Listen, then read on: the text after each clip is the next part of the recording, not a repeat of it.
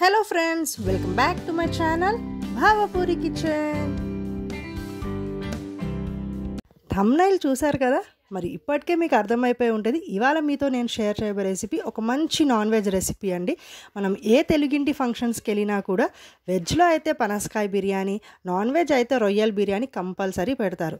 మరి ఆ style of రొయ్యల బిర్యానీ మనం ఇంట్లోనే ఎలా తయారు చేసుకోవచ్చో ఈ వీడియోని చూసేయండి. స్కిప్ చేయకుండా లాస్ట్ వరకు మీరు చూస్తే మీకు కంప్లీట్గా అర్థమైపోయింది ఆ వెడ్డింగ్ స్టైల్ రొయ్యల బిర్యానీ మనం ఇంట్లో ఎలా చేసుకోవచ్చు. ఇక్కడ నేను 1 కేజీ రొయ్యల్ని తీసుకున్నాను. అది కూడా టైగర్ ప్రాన్స్ అండి. నార్మల్ ప్రాన్స్ అయితే మనకు ఆ స్టైల్ ఆఫ్ రొయ్యల్ బిర్యానీ రాదు. సో కంపల్సరీ టైగర్ ప్రాన్స్నే ప్రిఫర్ చేయండి. వాటిని ఇలా పొట్టు మొత్తం తీసేసి ఆ నరం ఉంటుంది కదా, ఆ నరం కూడా తప్పకుండా తీయాలి. అస్సలు స్కిప్ చేయొద్దు. అప్పుడే మనకు ఆ రొయ్యల్లో ఉండే నీచ్ కంపు అంటారు కదా, నాన్ వెజ్ స్మెల్ అది లేకుండా పర్ఫెక్ట్గా ఉంటుంది. 2 సార్లు వాష్ చేసుకున్న తర్వాత మనం ఉప్పు వేసుకొని కూడా వాష్ చేసుకోవాలి. మరి నేను ఇక్కడ పొట్టు తీసేసి నరం తీసేసి మంచిగా 2-3 సార్లు వాటర్ పోసుకొని నీట్గా క్లీన్ చేసుకుంటున్నాను. ఆ తర్వాత ఈ వాటర్ తీసేసి మనం ఉప్పు యాడ్ చేసుకొని, కల్లుప్పు యాడ్ చేసుకొని మళ్ళీ క్లీన్ చేసుకోవాలి. ఈలోపు మా అత్తయ్య ఇక్కడ కర్రీ స్టార్ట్ చేసేస్తున్నారు. ఇక్కడ బాండీ పెట్టేసి 2 టేబుల్ స్పూన్ ఆయిల్ యాడ్ చేసి దాంట్లో 2 మీడియం సైజ్ ఉల్లిపాయలు సన్నగా కట్ చేసుకున్నారు. అలాగే ఒక 4 పచ్చిమిరపకాయలను కూడా సన్నగా కట్ చేసి వేసుకున్నారు. ఒకవైపు అవి అక్కడ వేగుతూ ఉంటాయి. ఇక్కడ నేను రొయ్యల్ని నీట్గా ఫ్రెష్గా కడిగి పెట్టచ్చు. అలాగే ఉల్లిపాయలు తొందరగా వేగడానికి కాస్తంత ఉప్పు యాడ్ చేశారు మా అత్తయ్య. ఉల్లిపాయలు మంచి పింకిష్ కలర్ వచ్చిన తర్వాత మనం నెక్స్ట్ ఇంగ్రీడియంట్స్ని యాడ్ చేసుకుందాం.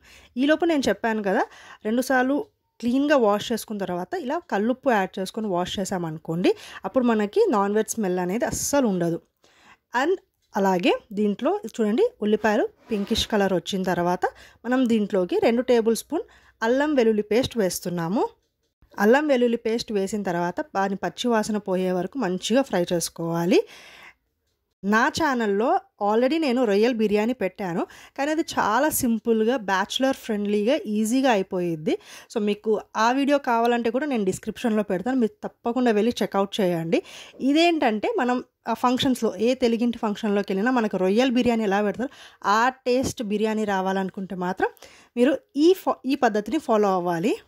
మీరు చూసారు కదా, చూడండి ఎంత నీట్గా క్లీన్గా ఉన్నాయో రొయ్యలు. ఇలా నీట్గా క్లీన్గా చేసుకోవాలి. రొయ్యలనే కాదండి, ఏ సీ ఫుడ్ అయినా మనం చాలా నీట్గా క్లీన్గా చేసుకున్నాం అనుకోండి, అస్సలు నాన్ వెజ్ స్మెల్ ఉండదు, చాలా బాగుంటుంది టేస్ట్ కూడా.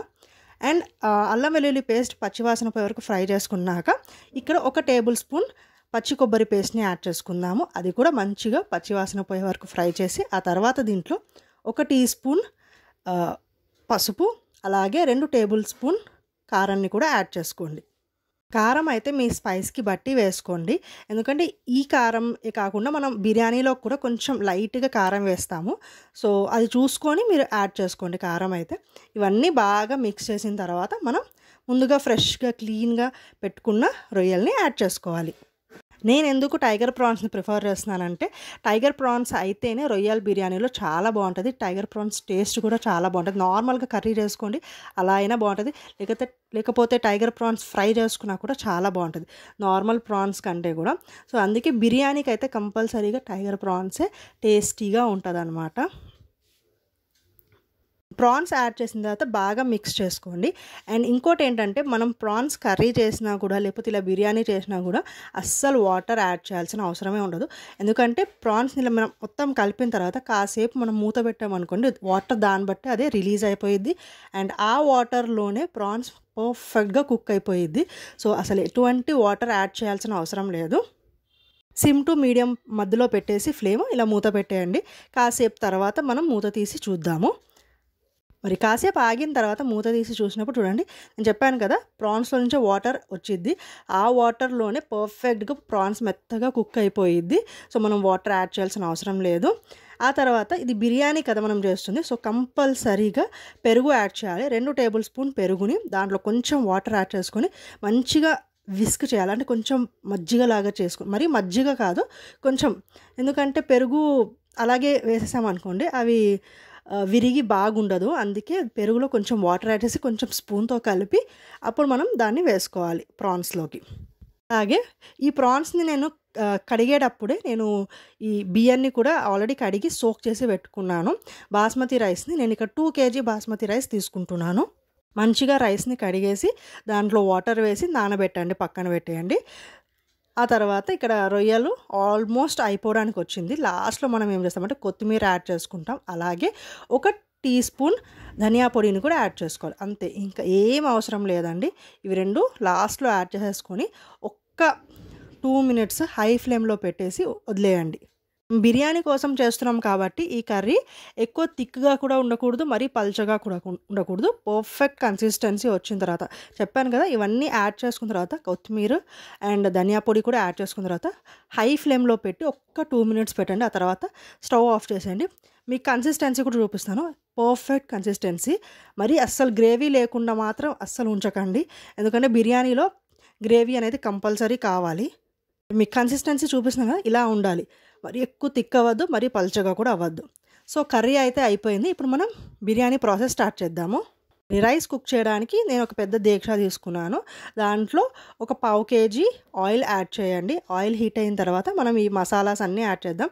సో ఎంతెంత తీసుకున్నానో అంతా మీకు క్లియర్గా రాశాను, మీరు చూసుకోండి. ఇలాచీ, లవంగం, చెక్క, నల్ల ఇలాచీ, బిర్యానీ ఆకు, షాయి జీరా ఇవన్నీ యాడ్ చేసుకున్నాను. అలాగే స్టార్ పువ్వు ఇవన్నీ యాడ్ చేసుకున్న తర్వాత అవి కాస్త వేగిన తర్వాత ఒక 3 ఉల్లిపాయలు మీడియం సైజు ఉంటాయి, అవి సన్నగా కట్ చేసుకొని యాడ్ చేసేసుకోండి. ఉల్లిపాయలు మంచిగా వేగిన తర్వాత మనం దీంట్లోకి అల్లం వెల్లుల్లి పేస్ట్ యాడ్ చేద్దాము. నేను ఎప్పుడు చెప్పినట్టే ఎప్పుడైనా ఉల్లిపాయలు మనం ఫ్రై చేసేటప్పుడు సిమ్లో పెట్టి ఫ్రై చేస్తే మంచిగా ఫ్రై అవుతాయి అండ్ చాలా టేస్టీగా కూడా ఉంటాయి. చూడండి, మంచిగా గోల్డెన్ కలర్లో ఫ్రై అయిన తర్వాత ఇప్పుడు మనం 5 టేబుల్ స్పూన్ అల్లం వెల్లుల్లి పేస్ట్ యాడ్ చేద్దాము.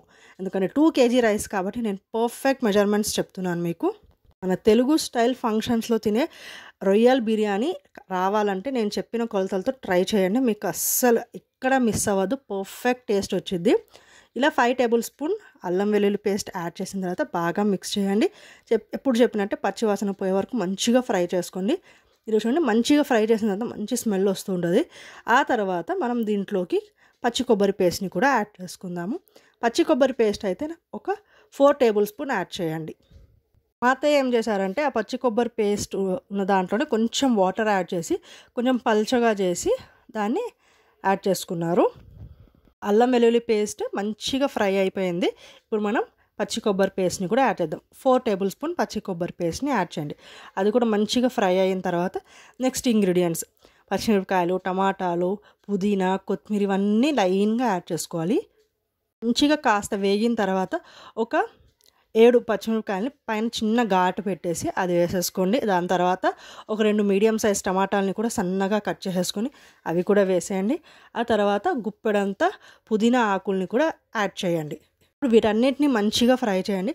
టమాటాలు మంచిగా మెత్తగా అయిన తర్వాత మనం దీంట్లోకి కొత్తిమీరని యాడ్ చేసుకుందాము. అల్లం వెల్లుల్లి పేస్ట్, పచ్చి కొబ్బరి పేస్ట్ మంచిగా ఫ్రై అయిన తర్వాత మనకు ఒక మంచి స్మెల్, అరోమా అనేది స్టార్ట్ అవుతూ ఉంటుంది. సో దాన్ని బట్టి అర్థమైపోయింది పర్ఫెక్ట్గా ఫ్రై అయ్యిందా లేదా అని చెప్పి. నేనైతే ఫ్లేమ్ సిమ్ టు మీడియం మధ్యలోనే పెట్టాను, హై ఫ్లేమ్ అస్సలు పెట్టలేదు. ఆ మధ్యలోనే పెట్టి టమాటాలని కూడా మెత్తగా కుక్ అయ్యే వరకు వదిలేయండి. టమాటాస్ మంచిగా మెత్తగా కుక్ అయిన తర్వాత మనం ఒక గుప్పెడంతా కొత్తిమీరని కూడా యాడ్ చేసుకుందాము. మీరు ఈ రొయ్యల్ బిర్యానీ చేసి ఒక్కసారి తిన్నారనుకోండి, చికెన్ బిర్యానీ, మటన్ బిర్యానీ కూడా పక్కన పెట్టి ఈ రొయ్యల్ బిర్యానీనే మీరు మళ్ళీ మళ్ళీ ట్రై చేస్తారు, మళ్ళీ మళ్ళీ తింటారు, అంత బాగుంటుందండి. సో కొత్తిమీర యాడ్ చేసుకున్న తర్వాత నెక్స్ట్ మనం దీంట్లోకి ఒక చిన్న టీ గ్లాస్ అంత పాలని యాడ్ చేసుకుందాము. ఆ తర్వాత ఒక టేబుల్ స్పూన్ బిర్యానీ మసాలాని కూడా యాడ్ చేసుకోండి. అలాగే ఒక టేబుల్ స్పూన్ పెరుగుని కూడా యాడ్ చేసుకోండి. సేమ్ అలాగే చెప్పినట్టు కొంచెం వాటర్ యాడ్ చేసి కొంచెం విస్క్ చేసి ఆ తర్వాత యాడ్ చేసుకోండి పెరుగు. దాంతోపాటు ఒక టీ స్పూన్ పసుపు అండ్ ఒక టీ స్పూన్ కారాన్ని కూడా యాడ్ చేసుకోండి. నేను చెప్పాను కదా, కర్రీలో మీరు కారం చూసి వేసుకోండి, ఎందుకంటే మనం బిర్యానీలో కూడా కారం యాడ్ చేస్తాం కాబట్టి. సో స్పైస్ అనేది పర్ఫెక్ట్గా సెట్ అవ్వాలి. అన్నీ యాడ్ చేసి పర్ఫెక్ట్గా మిక్స్ చేసేసుకున్నాం అనుకోండి, అది కాసేపు మంచిగా బిర్యానీ మసాలా, పెరుగు అవన్నీ కూడా కొంచెం ఫ్రై అయిన తర్వాత మనం దీంట్లోకి వాటర్ యాడ్ చేసుకుందాం. ఇప్పుడు వాటర్ కన్సిస్టెన్సీ వచ్చేలోపు నేనేం చెప్తానంటే, మరి దీంట్లో పడిపోయి నేను సాల్ట్ గురించే మర్చిపోయాను. అంత ప్రిపేర్ చేసినా కూడా సాల్ట్ పర్ఫెక్ట్ వేయకపోతే అసలు టేస్ట్ మొత్తం పోయిద్ది. సాల్ట్ కంపల్సరీ వేసుకోండి టేస్ట్ని బట్టి. అండ్ వాటర్ ఏంటంటే, ఇఫ్ మీరు బాస్మతి రైస్తో ట్రై చేస్తే మాత్రం 1 గ్లాస్ రైస్కి 1/4 గ్లాస్ వాటర్ యాడ్ చేసుకోవాలి.